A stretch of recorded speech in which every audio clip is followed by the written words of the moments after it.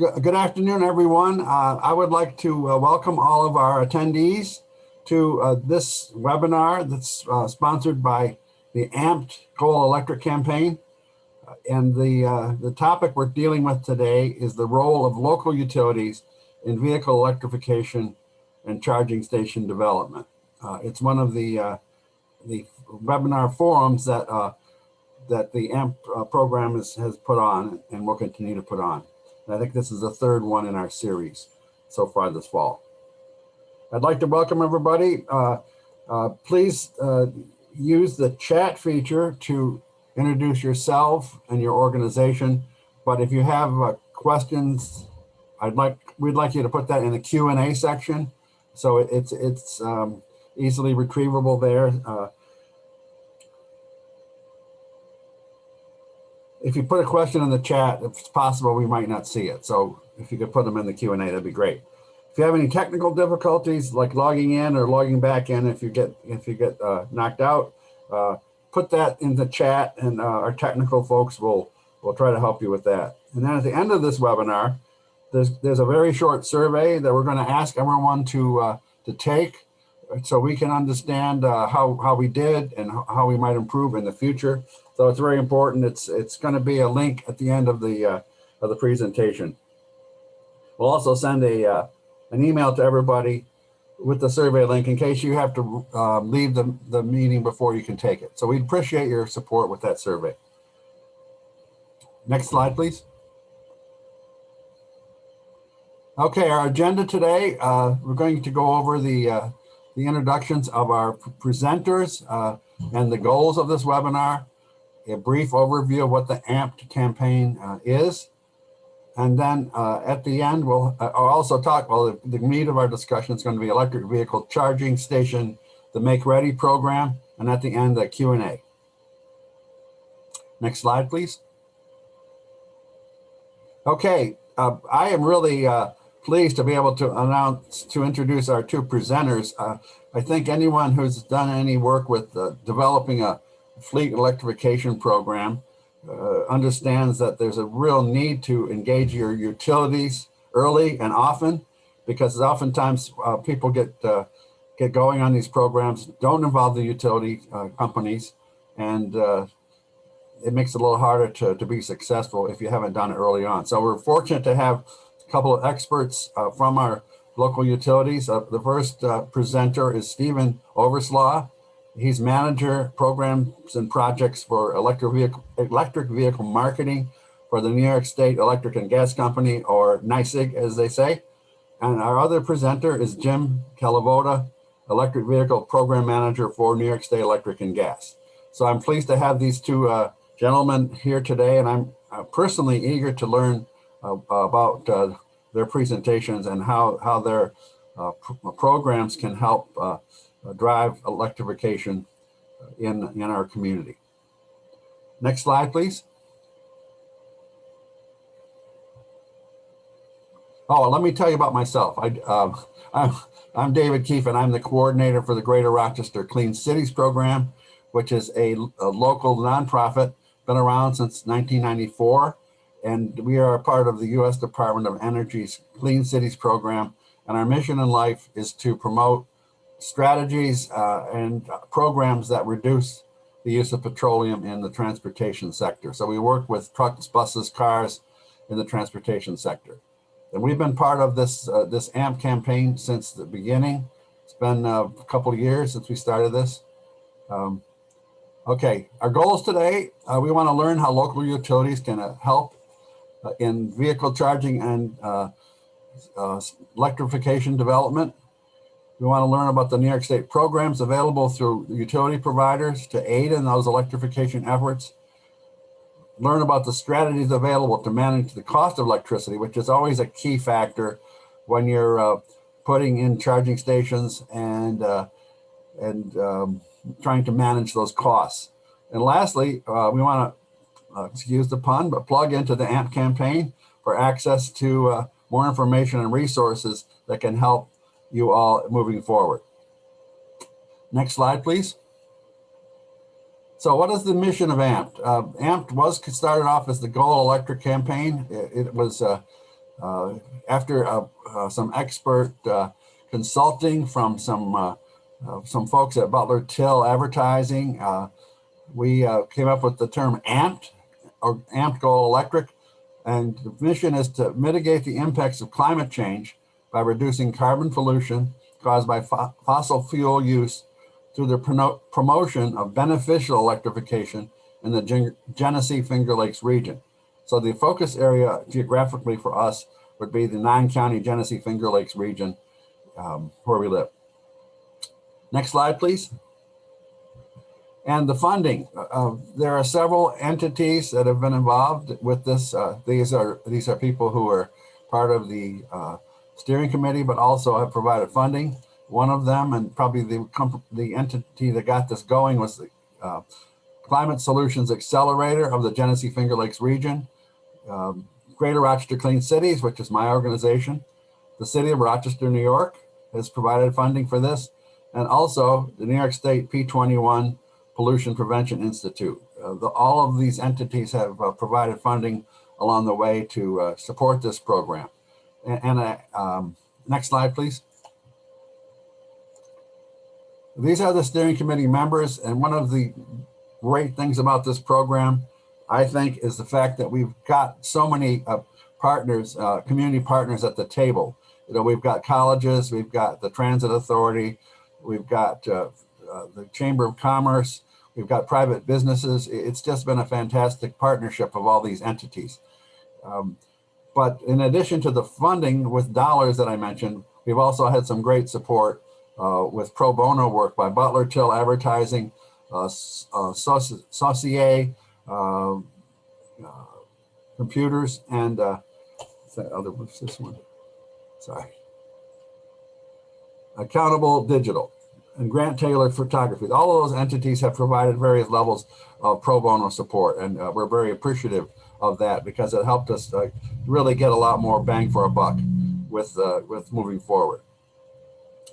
So I'm not going to read those to you, but I did summarize the kinds of organizations that are on there. Next slide, please. Okay, electric vehicle charging, make ready program. I think, is this where I switch to, hold on.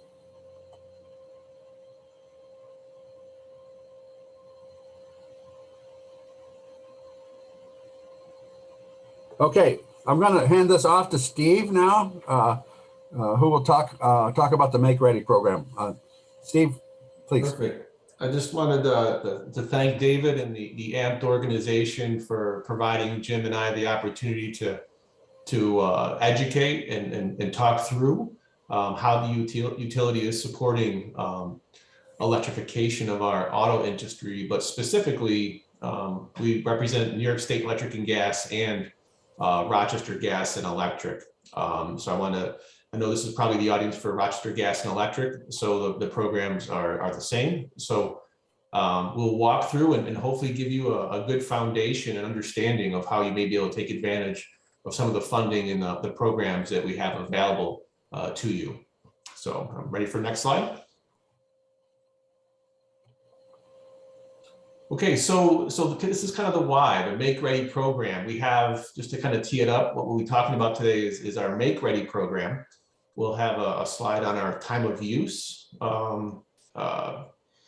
rate structure that might be beneficial to understand, and then also our fleet component available to you. So in generally speaking, what we're trying to articulate to you today is the utility's involvement and support of electrification, understanding there may be costs involved in putting this charging infrastructure out amongst the community. So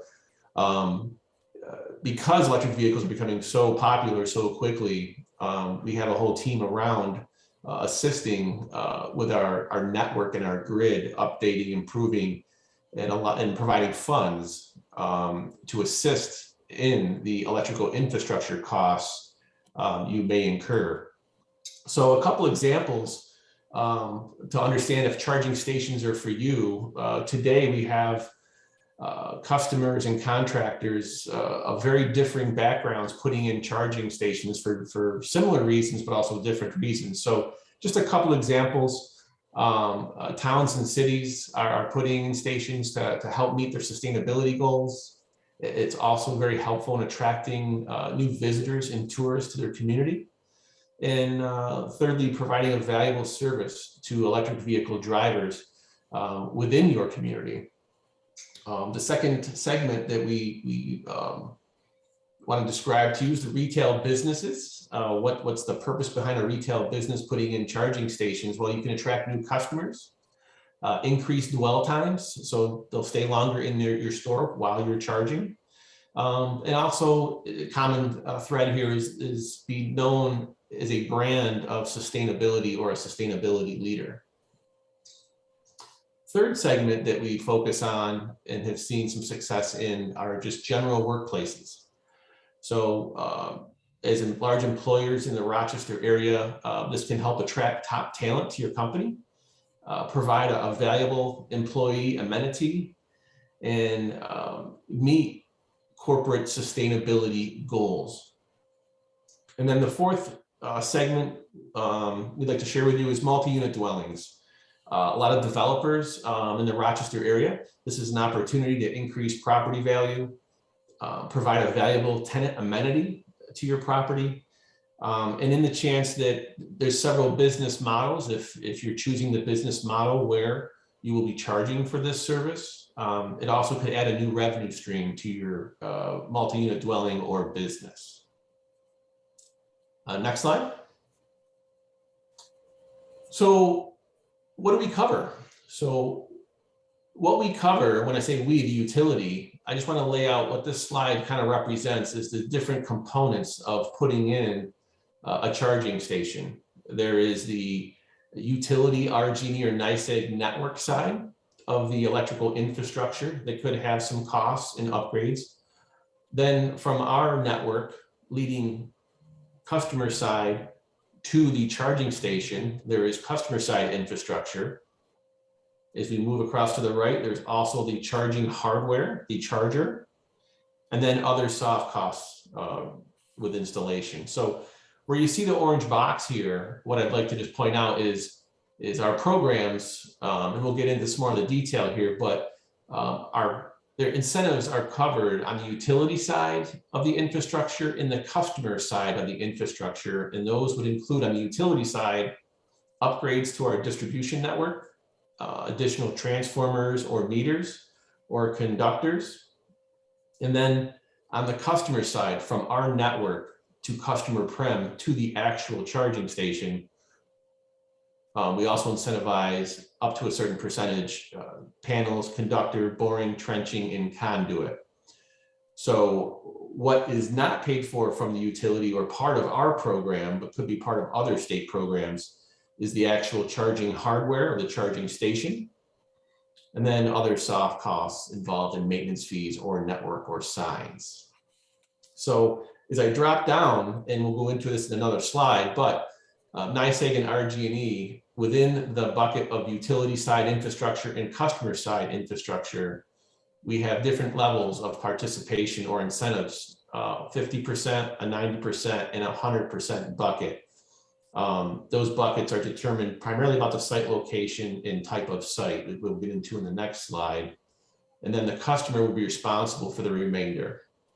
So in speaking to the eligibility and incentives, going deeper into the different levels of reimbursement of your infrastructure costs, whether it be on the utility side or the customer side of the electrical infrastructure. This program will incentivize up to 100% of those costs if you are located in a disadvantaged community that can be outlined on our website with mapping on our Make Ready website at RG&E and NYSEG. And if it's a multi-unit dwelling with a standardized plug. So that would be the instance where you would earn up to 100% of those qualified infrastructure costs reimbursement. To earn up to 90% of those costs, you'd have to be in a public parking space. And those are outlined to the right on the slide of what is described as a public parking space, and use also a standard plug. And then the 50% reimbursement is where we would add in the non-public parking spaces. So employers might fall into that category where it is a non-public parking space. Those folks would earn up to 50% reimbursement on those costs. Next slide.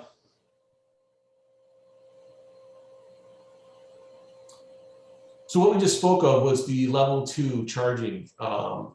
Wanted to make have some discussion here about the fast charging DC/FC fast chargers.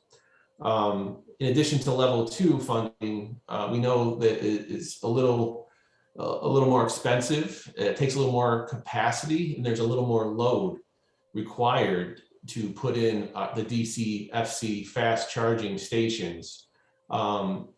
We don't see as many of these going in, but we do see the value as folks want to charge quicker and faster, these may become more in demand.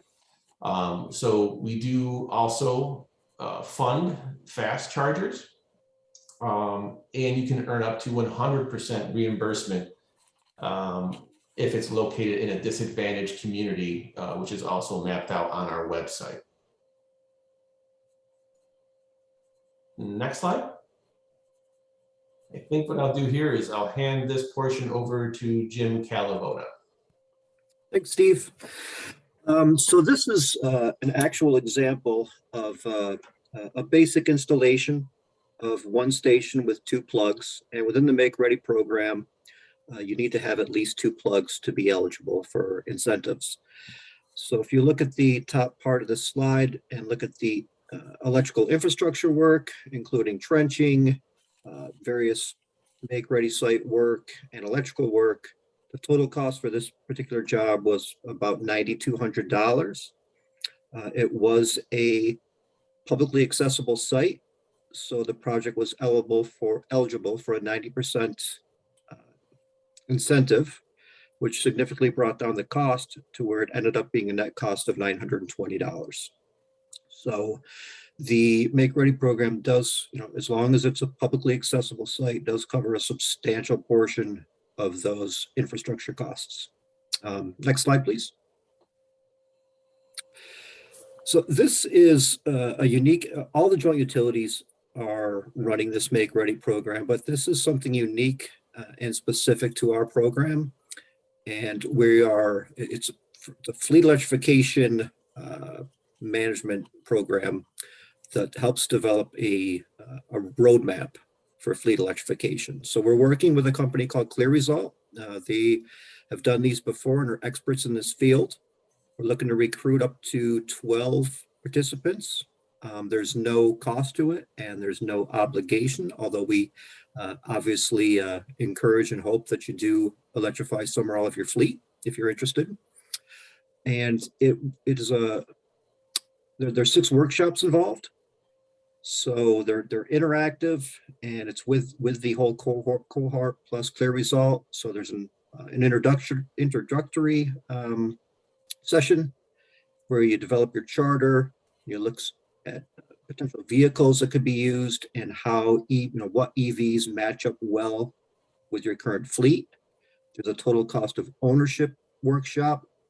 There's a charging workshop that looks at infrastructure and charging equipment, and then a funding workshop, and it all closes with a final presentation. And that's where that roadmap for fleet electrification is finally developed. So if this is something that your organization might be interested in, let us know. This is a very brief outline of the program, but we're looking to wrap this up hopefully by the end of the month. And if you reach out to me, I can get you in touch with ClearResult and they can provide more information on the program. Next slide, please. We do have a couple of other fleet programs. We have a fleet advisory service for light, medium, and heavy duty fleets. And there's 2 components of that. First, I should say that there is an application on the New York State Joint Utilities website, or you can also go to our Rochester Gas and Electric or NYSEG EV Make Ready sites to link into that for the application. But the Fleet Advisory Service does a feasibility analysis. So it looks at the draw of the potential EV fleet and whether the distribution system can currently support that increased load, or whether updates will need to be made to support the load.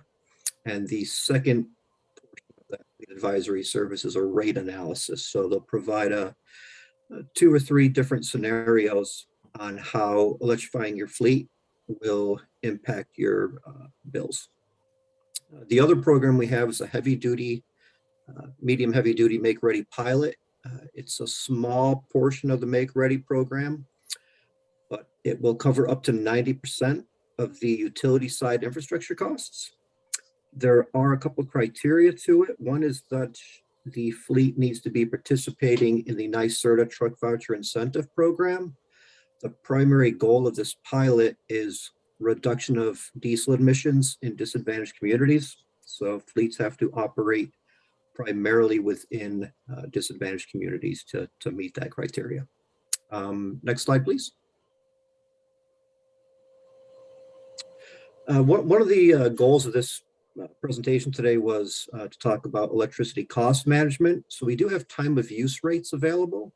So they're for residential and non-residential customers. You charge overnight, which is generally 11, 12 o'clock to 7 a.m. And to do so, you receive a lower electricity rate. And so that benefits you particularly, or your business, but also off-peak charging can benefit everyone when they talk about beneficial electrification, because it can result in lower grid maintenance and fewer upgrades, and that results in lower electricity costs for all. So if you're interested in our TOU program, you can find more about the residential programs and these links if the presentation is made available to you. And you can also access that through our EV Make Ready sites. Next slide, please. And here's some other information. So there's a lot of good information to link into if you go to our Make Ready program sites. There's a participant guide for the Make Ready program, which details a lot of information about it. You need to use a joint utilities approved contractor. And there are numerous joint utility approved contractors who are doing work in the RG&E area. But that link is available there too. As Stephen mentioned earlier, there's a disadvantaged community mapping tool. And there's also a load capacity mapping tool, which may be particularly helpful if fast chargers are being considered. And it will give you not a perfect idea, but it'll give you an idea if the existing infrastructure will support those fast chargers. And if you have any particular questions for us, we have dedicated emails that you can send us. We check that frequently, but those are in that right upper hand corner. Next slide. And I think that's it. Any questions?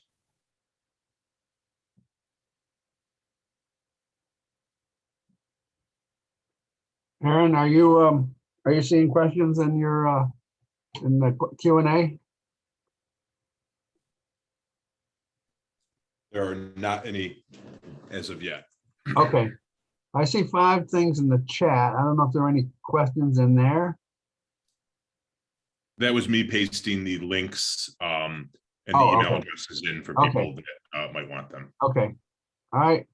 Well, we had time left.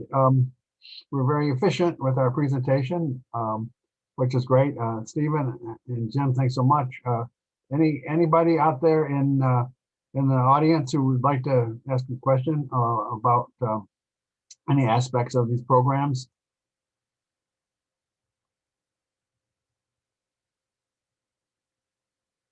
There is one in the Q&A. It's from David, recommending a % of coverage within a parking lot for stations.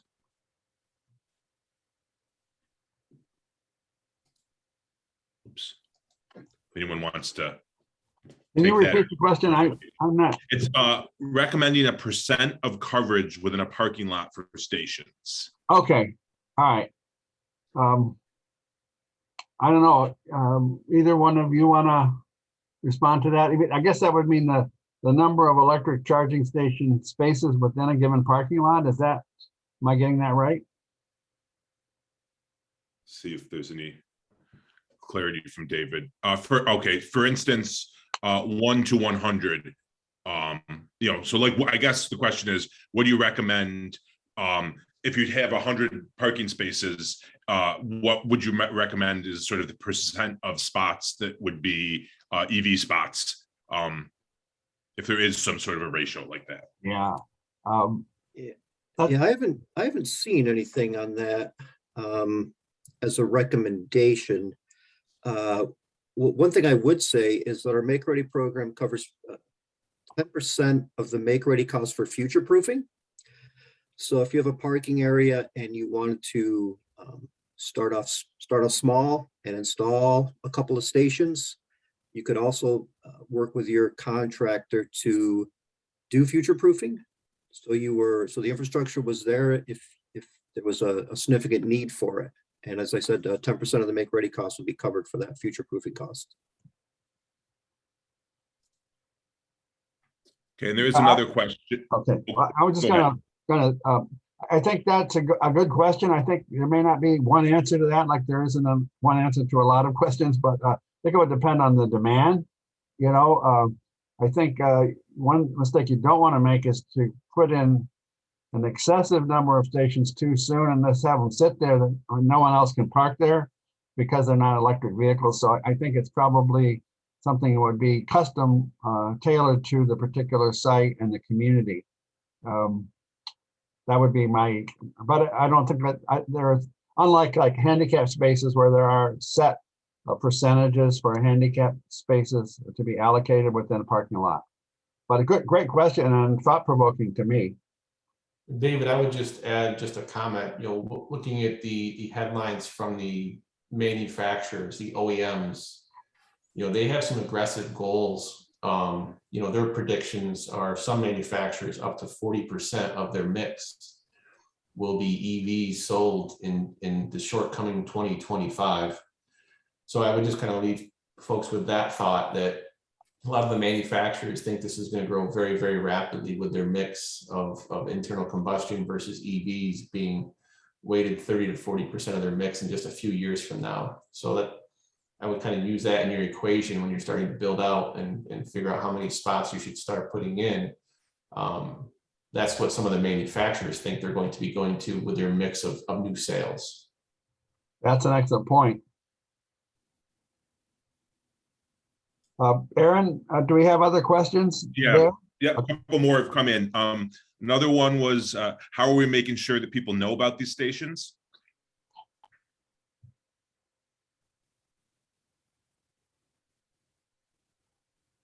If anyone has a let me take it from the Clean Cities perspective. I mean, there are resources. The Department of Energy, for example, has the Alternative Fuel Data Center, which lists fueling stations of all types, electric plus other all fuel types on its the site. It's very robust. It's updated quite frequently. So if someone wanted to find a station, they could go to that site and find out where stations might be in their community. It also allows you to map a route. If you wanted to take your electric vehicle from Rochester to Chicago, you could go on that site and you could find out where the charging stations are. Public accessible ones are on that route. That's one way. There are some apps that people who I've noticed who get EVs are very savvy. They use apps to find where the stations are. So those are a couple of ways that you could find out about them.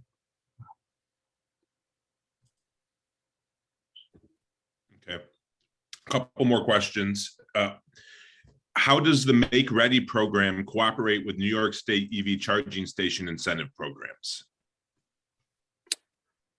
I guess I'm not exactly sure what's being referred to as the New York State EV Charging Station Incentive Program, but there was a NYSERDA program called Charge Ready New York that was covering roughly $4,000 per eligible plug for charging stations. The funds for that are depleted at this point. There are some other programs out there. There are some tax programs out there. So you get some tax breaks for at a state and a federal level. But the NYSEG Charge Ready program is not a program that's accepting applications at this time. Just to add to what Jim said, that program was very robust. It got a lot of action. I think they reloaded the funding a couple times, 2 or 3 rounds. So there are a lot of stations in our region that have used that because it was quite, you could get 8,000 per station with the 2 plugs. And, many times that would cover a lot of your costs. It was a rebate program you had to pay up front and then get the money. But it was, I'm hopeful that maybe NYSERDA will reload and provide more funds. But Jim is right. It's not currently an option. I would just add, David, and these programs also, if the question was leaning towards, can you stack the programs and incentives on top of our program? That answer would be yes. So okay. You are able to tap into state, federal incentives in addition from the charger perspective, right, than what we are offering. Great. And then there's another follow-up question from David. Will every station typically be on a program like ChargePoint? And if so, who's responsible to set that up? Well, either way, who's responsible to set that up? And, is it on the owner? Well, as part of our Make Ready program, we don't require that chargers be networked. Other joint utilities do, but there are reporting requirements the Public Service Commission has. So there's quarterly and annual reporting requirements for the chargers, such as, how many chargers per day, when did the charge start, when did it stop, what was the KW, and so forth. So if chargers are networked, it will help to pull that data, and it also gives you some insight into charging behaviors. And the responsibility for that is on the owner, yes.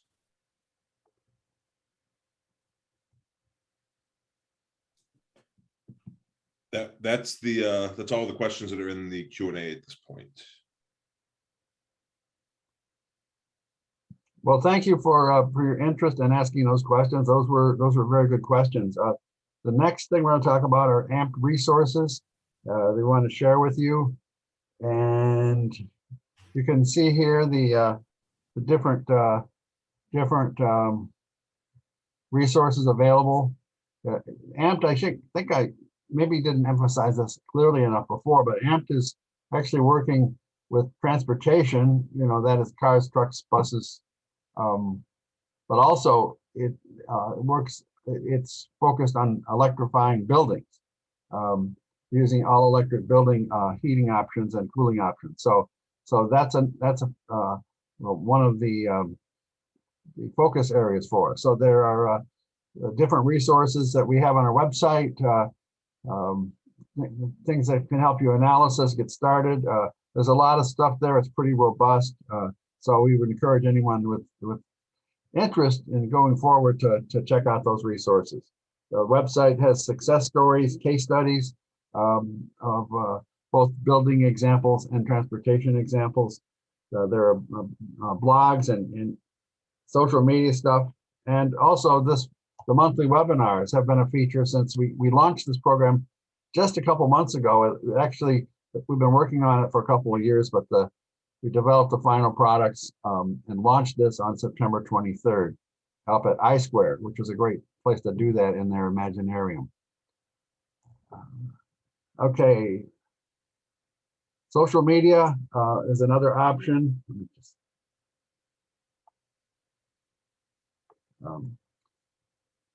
so our next AMP forum is December 16th, 2021, and it focuses on getting to know building electrification technology. So we've created this series where we do one on transportation, and then we'll do one on buildings and so forth. So we alternate with those subject areas.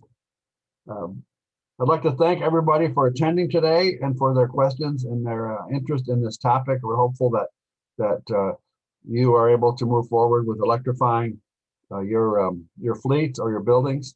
And we appreciate your interest in the AMPED program.